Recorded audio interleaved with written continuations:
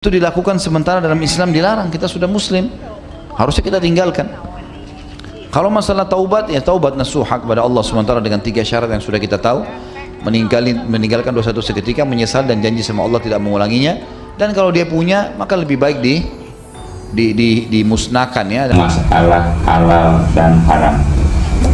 Buya Abu Syakur, ini bagaimana sebenarnya ketika sesuatu yang berlaku di masyarakat ini kadang-kadang kita saling salah memahami tentang masalah halal dan haram. Mohon dijelaskan, mungkin dari halal dulu atau dari haram dulu. Baik, assalamualaikum warahmatullahi wabarakatuh. Saya tidak akan bicarakan halal dulu baru haram atau haram dulu baru halal, tapi sekaligus saja ya bersama-sama kita bicarakan haram dan halal pada saat yang sama. Persoalan yang paling penting adalah sesungguhnya pertanyaan kita yang paling substantif adalah sebetulnya lembaga mana yang punya hak mengambil keputusan haram. Nah, ini perlu kita pahami semuanya, bahwa haram sementara kita pahami artinya sesuatu itu terlarang. Kalau babi hukumnya haram, berarti kita tidak boleh makan daging babi, itu seperti itu. Nah, siapa yang punya kewenangan untuk menentukan boleh atau tidak boleh? Dari awal kita harus tahu bahwa alam dunia ini, langit bumi dengan segala isinya itu adalah milik Allah. Ya, Allazi khalaqas samawati wa ma fil ard. Allah yang menciptakan langit dan apa yang ada di bumi, semuanya adalah Allah yang menciptakan dan menjadi milik Allah semuanya. Sehingga dia dari terseduh itu saja, maka yang berhak melarang dan membolehkan adalah yang punya. Yang punya siapa? Ini rumah saya umpamanya, saya sudah sediakan kopi, teh, segala macam untuk tamu-tamu saya. Lalu urusan apa Anda melarang tamu tidak boleh makan ini, makan ini? Nah, yang berhak melarang itu adalah Allah sesungguhnya, bukan kita. Jadi kita sebagai kiai atau MUI sebagai Majelis Ulama Indonesia atau juga lembaga Bahsul Masail itu adalah bukan lembaga yang berhak memutuskan sesuatu itu haram atau halal. Ya, halal tidak perlu diputuskan, yang kan haramnya. Ya. Karena bagaimanapun juga Allah ini menciptakan langit bumi seisinya dengan sengaja untuk manusia. Wa khalaqalakum ma fis samawati wa ma fil ardi. Jadi yang jadi masalah adalah bukan masalah boleh, tapi yang tidak boleh ini yang kita bahas sebetulnya. Ya, kalau Allah ciptakan langit bumi seisinya diciptakan untuk Allah, ya berarti apapun yang ada di bumi ya berarti ya boleh. Jadi gimana yang punya hak mutlak, hak prerogatif yang menentukan sesuatu itu haram adalah hanya Allah dan tidak diberikan kepada siapapun, termasuk kepada Nabi Muhammad Sallallahu Alaihi Wasallam juga tidak diberi hak untuk mengharamkan apapun, apalagi kita. Jadi apa fungsi kita? Fungsi kita ini tidak lebih hanya sebagai narasumber Ketika orang bertanya, Pak Kiai Sakur bagaimana hukumnya ini begini-begini, ya ntar kita lihat dulu keputusan Allahnya bagaimana. Nah, kalau tidak saya temukan larangan itu, ya saya tidak boleh melarang dong. Iya, jadi yang melarang itu adalah Allah, bukan kita. Nah, itulah makanya apalagi saya sebagai kiai kampungan yang ada di desa Cadang Pinggan, Nabi Muhammad saja sebagai jubirnya Allah juga ketika beliau mengharamkan sesuatu yang oleh Allah tidak diharamkan, langsung ketika itu pula Nabi Muhammad ditegur oleh Allah. Coba kita lihat di dalam ayat pertama surat At-Taubah. Kalau nggak salah At-Taubah betul ya. Yaitu ya ayyuhan nabiyyu lima tuharimu ma ahallallahu laka. Wahai Nabi, kenapa engkau berani mengharamkan sesuatu yang oleh Allah dihalalkan? Kok berani banget mengharamkan? Yang berhak melarang adalah sang pemilik. Pemiliknya adalah Allah. Jadi yang salah paham.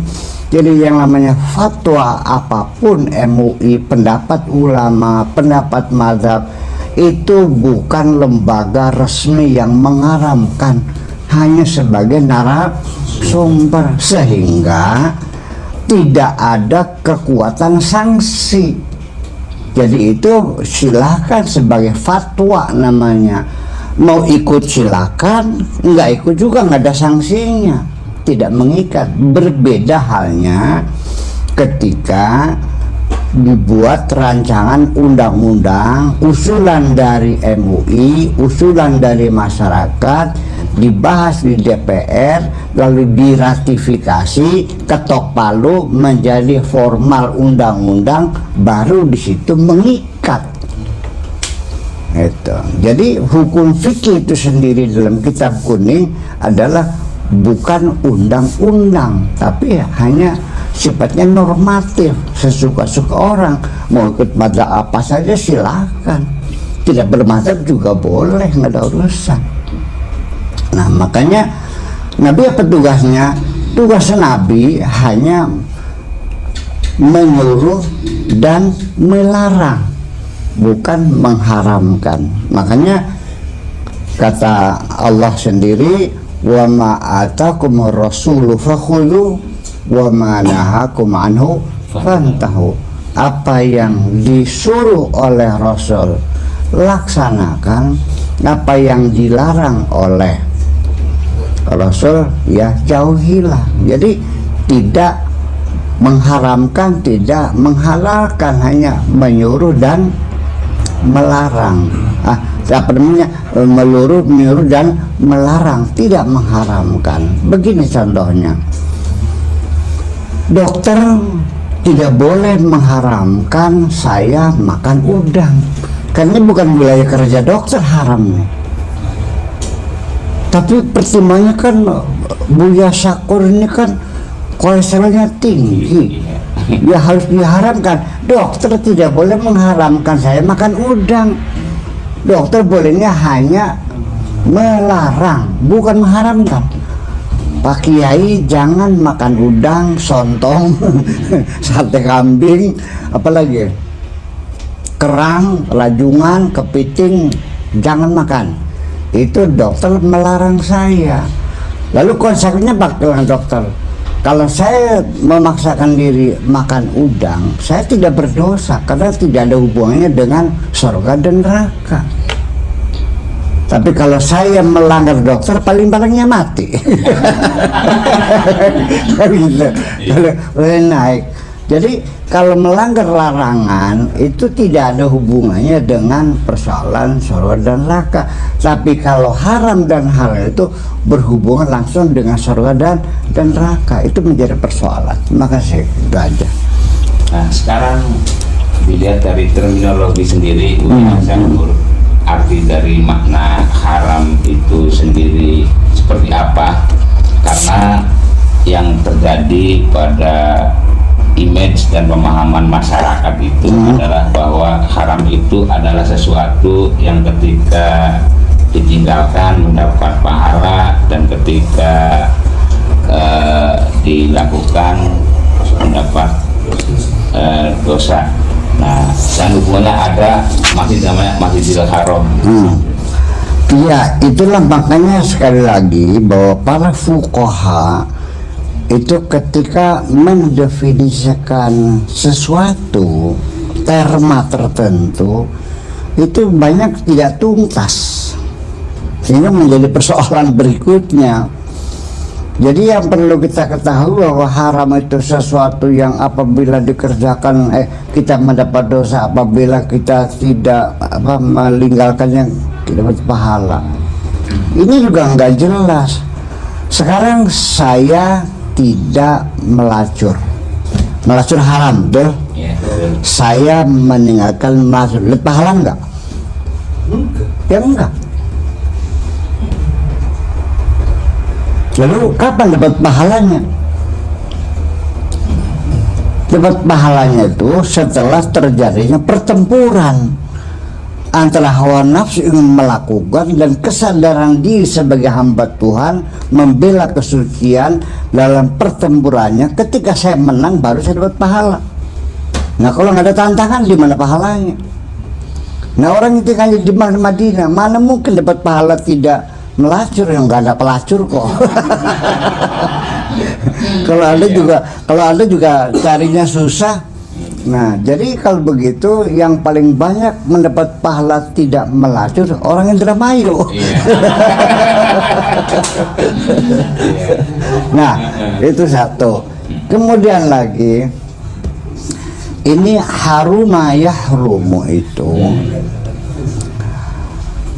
adalah kata kerja fi'il sulasi mujarrad yang terdiri dari ha, ra, dan mim.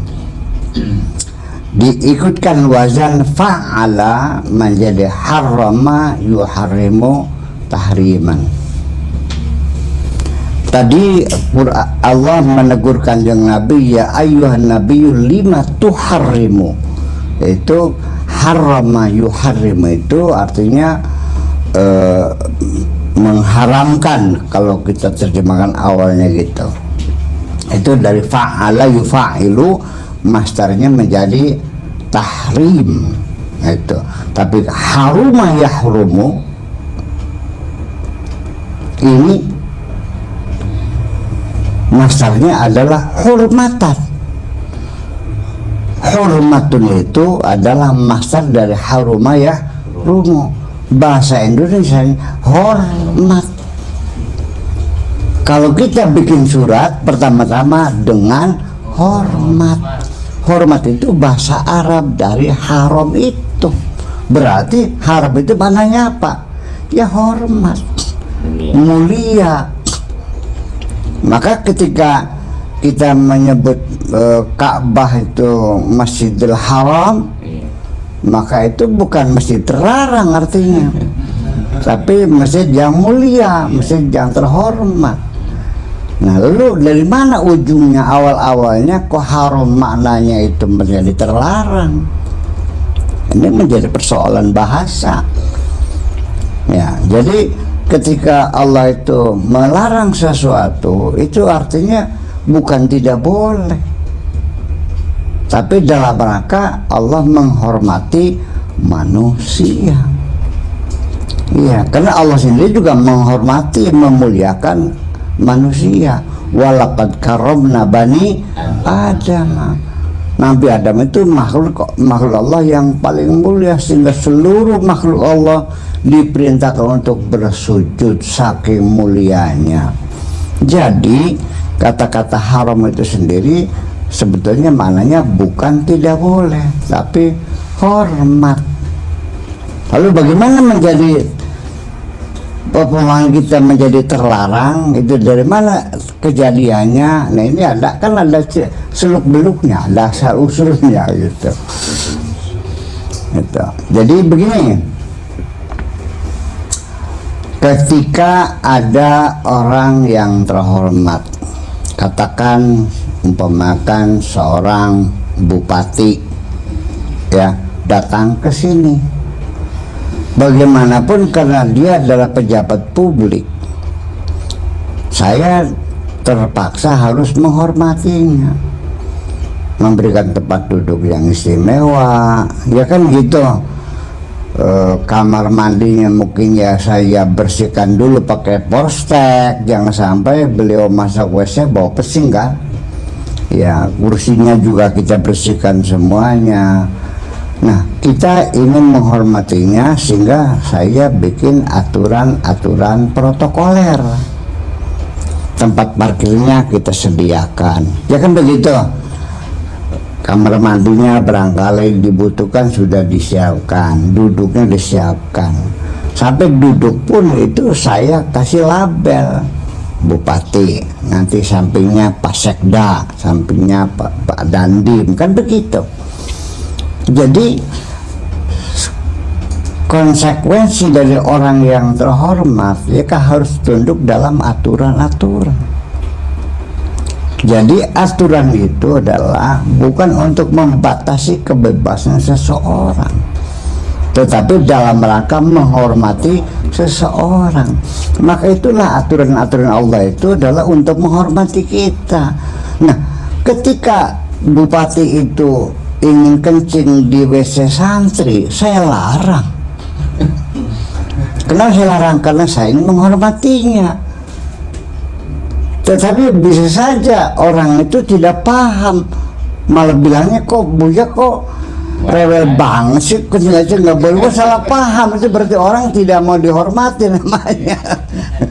Nah maka ketika Allah itu melarang kita sesuatu dengan kata diharamkan oleh Allah, itu artinya jangan dipahami gitu. Allah membatasi kebebasan kita atau mengurangi kenikmatan kita. Dilarang itu dalam rangka menghormati kita karena kita makhluk Allah yang paling mulia. Itu saja kepercayaannya. Jadi secara psikologis ketika Anda memahami haram itu larangan, Anda akan berkeluh kesah, kok gini aja nggak boleh, kok susah banget sih orang beragama Islam ini nggak boleh, lo bolehnya apa aja. Tetapi ketika kita melihatnya haram itu sebagai simbol aturan protokoler dari Allah untuk menghormati posisi kita di dunia, maka tentu siapapun di dunia akan merasa senang dihormati. Saya kira begitu kira-kira. Mungkin satu lagi ini ya Syakur ya, tadi haram saya kira sudah pemirsa YouTuber sudah jelas.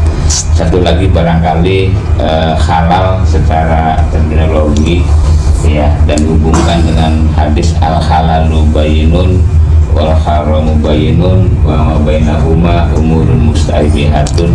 Mungkin yang menjelaskan halal gamblang. Iya, kembali lagi halal juga itu kenapa artinya boleh.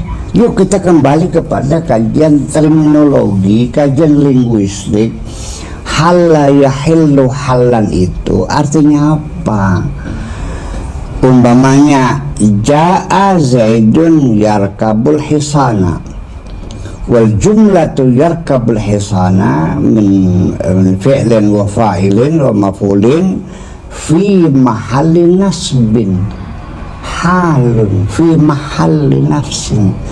Jadi saya datang menunggang kuda. Kalimat penunggang kuda itu adalah fi mahalli nasbin, pada tempatnya mansubat, karena dia sebagai hal. Jadi halayah itu namanya bertempat. Ini ada mahalli, wahada mahalluka, ini tempatku. Jadi halayah itu artinya menempati. Jadi halal itu bukan boleh, tapi artinya sesuatu yang ditempatkan pada tempatnya. Jadi persoalannya halal itu bukan boleh. Apapun di dunia ini semuanya boleh, tidak ada yang tidak boleh. Karena Allah menciptakan langit bumi seisinya, atau kama qala ta'ala fi kitabil aziz, wa khalaqalakum ma fis samawati wa ma fil ardi. Allah menciptakan buat kamu semua apa yang ada di bumi, ya apa yang ada di langit. Berarti kalau buat kamu semua berarti boleh kan? Berarti nggak ada yang nggak boleh. Nah, yang tidak boleh itu diharamkan itu karena dalam rangka menghormati kamu, karena makhluk terhormat, bukan tidak boleh. Nah, jadi sebabnya itu sesuatu itu tidak halal ya karena bukan pada tempatnya. Alkohol itu boleh karena tempatnya dikoreng, diborok, luka ya Bu ya? diluka, bukan diminum. Jadi selagi alkohol dipakai untuk membersihkan luka dari yang ada bakteri, ada kuman masuk, maka itu pada tempatnya boleh, tapi jangan diminum, itu bukan pada tempatnya. Jadi apa saja yang bukan pada tempatnya yang menjadi tidak boleh. Jadi pengertiannya, apa saja di alam dunia ini kalau kita tempatkan pada tempatnya, maka itu namanya halal. Allah bikin apa namanya kambing. Buat siapa kambing itu? Buat manusia. Dagingnya buat dimakan, bulunya buat bikin baju, bikin wol. Boleh nggak kalau dimakan bulunya? Ya nggak boleh, tidak halal. Itu bukan untuk dimakan bulu mah. Begini, kangkung boleh, kemudian bunga anggrek juga boleh. Tapi bener nggak kalau kangkung dia taruh di vas bunga? Ya nggak bener. Taruh di meja. Saya kan tanya, ini apa Pak Haji Syihab? Kangkung. Maksudnya apa? Bapak jangan. Sejak kapan? Iya, tempatnya kangkung itu diperiuk. Iya. Untuk digodok, bikin apa lalapan. Nah, begitu juga Pak Teten beli anggrek dibikin sayur. Nah, misal anggrek, saya bilang ini apa nih merah betul? Anggrek. Nah, jadi sama anggrek dibikin rujak juga tidak halal, kangkung diterlipas bunga juga tidak halal. Yang halal gimana? Kangkung tempatnya diperiuk, vas anggrek tempatnya di vas bunga, baru itu halal. Itulah persoalannya. Jadi halal itu artinya apapun yang ditempatkan pada tempatnya, maka itu menjadi halal. Nah, yang jadi persoalan secara sosiologis, menempatkan sesuatu pada tempatnya bukan persoalan kecil. Kalau yang kita tempatkan itu satu benda, pasti sebodoh-bodohnya orang tahu di mana tempatnya. Oke, saya mau tanya, sendal tempatnya di mana? Kaki. Topi Di kepala. boleh nggak kalau sendal saya di atas kepala Anda? Jelas. Piring tempatnya di mana? Di rak dapur. Boleh nggak terus di bawah bantal?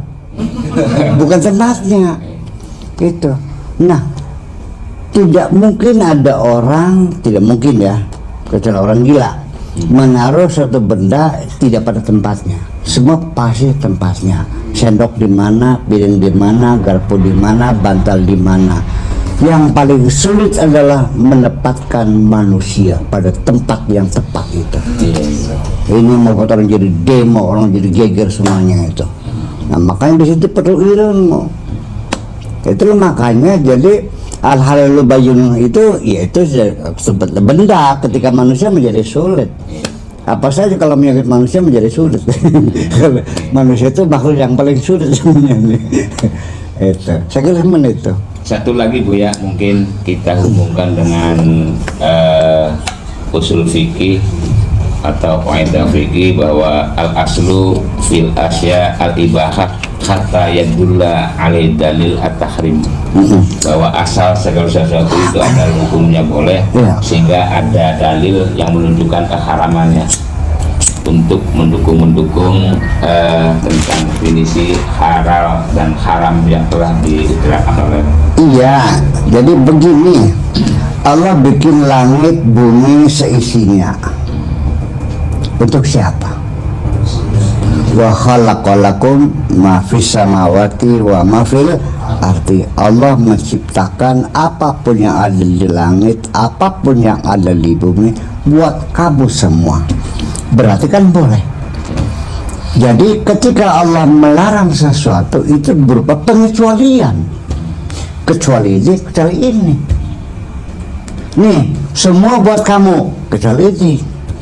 Bukan semuanya tidak boleh kecuali ini. Itu berarti bukan begitu. Yang dikecualikan bukan kebolehannya, tapi yang dikecualikan adalah larangan. Jadi asalnya adalah itulah, makanya al-aslu fil asya al-ibaha. Itu begitu pemahamannya, bahwa yang hukum aslinya adalah boleh, sehingga haram itu merupakan pengecualian. Jadi ketika orang bertanya kepada saya, lalu saya mengatakan, oh itu menurut penelitian saya itu halal. Nah ketika saya mengatakan halal, saya tidak dituntut untuk membuktikan kehalalan itu, karena halal tidak perlu bukti, tidak perlu dalil. Dalilnya dalil umum. Wa khalaqalakum ma fis. Nah, kecuali kalau saya menyatakan bahwa ini menurut Allah hukumnya haram, maka saya dituntut untuk membuktikan mana dalilnya. Nah ini zaman sekarang ini halal pun minta dalil, lucu kan jadinya. Ya, dan itu kalau haram, makanya al-aslu fil asya ibah illa ma qoma alaihi dalilun ala haramihi. Semua itu asalnya halal kecuali ketika ada dalil yang mengharamkan. Nah sekarang rokok bagi saya tidak haram, ini halal bagi saya ngerokok. Nah ketika ada orang mengharamkan rokok halal, dia dituntut harus bisa membuktikan dalil haramnya rokok. Itu bedanya. Konsekuensi psikologisnya, karena saya tidak mengatakan haram, maka saya tidak berdosa ketika saya merokok. Tetapi orang yang mengatakan haram, dia berdosa ketika dia merokok. Tetapi tidak bisa dipaksakan orang lain tidak boleh merokok, kecuali undang-undang yang sudah diratifikasi oleh DPR. Pabrik rokoknya ditutup semuanya, orang yang menanam tembakonya dibakarin semua, ladang-ladang tembakonya, ya kan gitu. Keputusan DPR RI larangan merokok bagi seluruh bangsa Indonesia. Hukumannya kalau ketangguhan merokok penjara 3 bulan, kan begitu. Nah sekarang pendapat MUI tidak bisa dipaksakan kepada siapapun, sesuka-suka gue dong, karena dia juga tidak punya bukti yang kuat atas haramnya rokok ini, hanya dugaan-dugaan saja. Itu persoalannya. Tapi kita hormati, karena MUI itu Majelis Ulama Indonesia, lembaga yang terhormat dan harus kita hormati. Ya oke, tetapi putusan fatwa MUI tidak bisa dipaksakan dibawa ke ruang publik, kecuali berupa undang-undang yang sudah diratifikasi oleh DPR. Yang benar mana yang nggak tahu. Nanti kalau sudah pada mati semua tanya sama Allah.